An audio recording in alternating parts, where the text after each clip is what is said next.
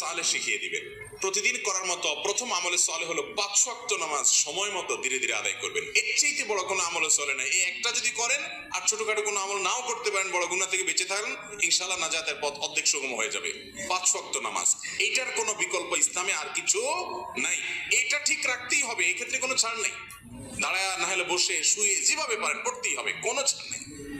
অতএব 1 নম্বর আমল হলো 5 ওয়াক্ত নামাজ পড়বেন। 2 নম্বর হলো সকল বড় বড় মোটা মোটা গুনাহগুলা থেকে বেঁচে থাকবেন। চোখের গুনাহ, হারাম জিনিস দেখা, হারাম জিনিস শোনা, গালমন্দ করা, মানুষের হক মারা, হারাম খাওয়া, এই বড় বড় গুনাহগুলো থেকে বেঁচে থাকবেন। নাম্বার 3, নবী করিম সাল্লাল্লাহু আলাইহি ওয়াসাল্লামের প্রতি বেশি বেশি দুরূদ পাঠ করবেন। আল্লাহুম্মা সাল্লি আলা মুহাম্মাদ ওয়া আলা আলি মুহাম্মাদ, শুধু সাল্লাল্লাহু আলাইহি ওয়াসাল্লাম, দুরূদ ইব্রাহিম যত বেশি পারেন তিনি 10 বার 20 বার পাঠ করবেন।